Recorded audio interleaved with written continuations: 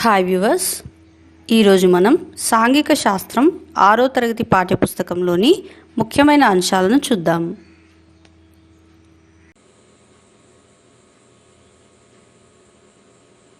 నగరాల్లో, పట్టణాల్లో పౌర సౌకర్యాలు కల్పించడానికి ఉన్న వ్యవస్థనే పురపాలక సంస్థ అంటారు.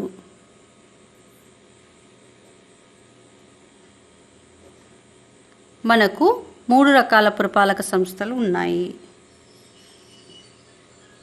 నగర పంచాయతీకు 20,000 నుండి 40,000, మున్సిపల్ కౌన్సిల్కు 40,000 నుండి 30,000, మున్సిపల్ కార్పొరేషన్కు 3 లక్షల పైన జనాభా ఉండాలి.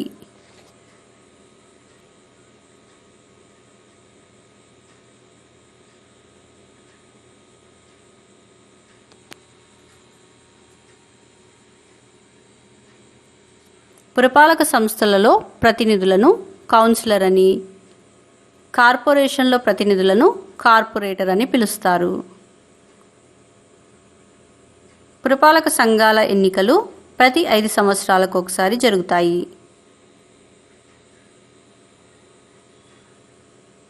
కార్పొరేషన్కు ప్రభుత్వ అధికారి కమిషనర్.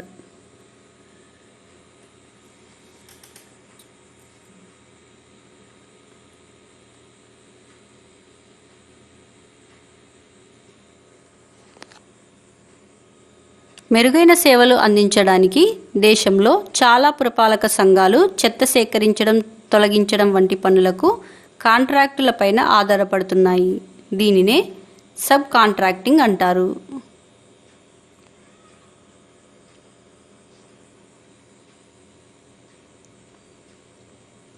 ప్రజలు చెత్త వేయడానికి ఆకుపచ్చ చెత్త కుండీని, నీలపు రంగు చెత్త కుండీని ఉపయోగించుకోవాలి.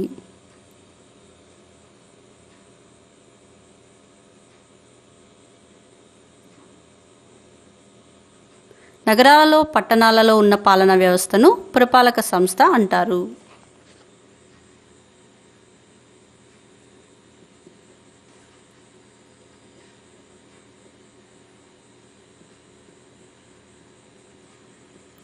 పురపాలక సంఘం విధించే పన్నులు ఇంటి పన్ను, నీటి పన్ను, వీధి దీపాలపై పన్ను, దుకాణాలపై పన్ను, సినిమా టికెట్ల మీద పన్ను.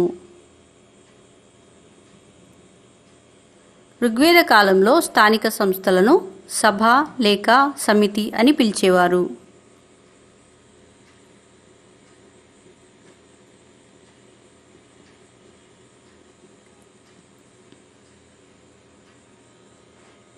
వేములవాడ నగర పంచాయతీ రాజన్న జిల్లాలో ఉంది. ఇది 20 వార్డులను కలిగి ఉంది.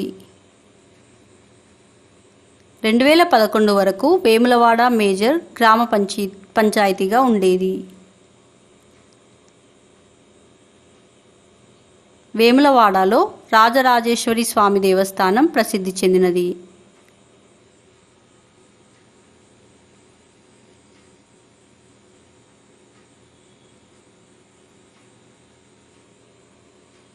వేములవాడ ప్రత్యేకమైన తాగునీటి వ్యవస్థను కలిగి ఉంది. ఈ వ్యవస్థను ఆకాశగంగా అని పిలుస్తారు. ఇది 2003లో ప్రారంభమైనది.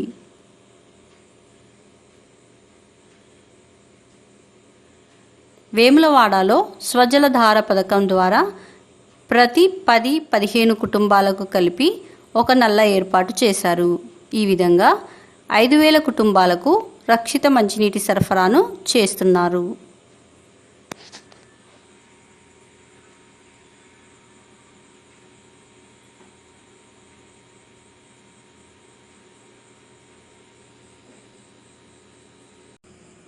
Thank you for watching my videos. If you like my videos, please subscribe my YouTube channel and share them.